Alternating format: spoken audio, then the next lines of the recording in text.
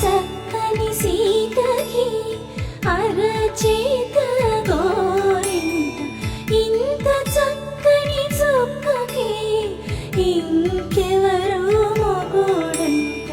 రామ చక్కని సీతకి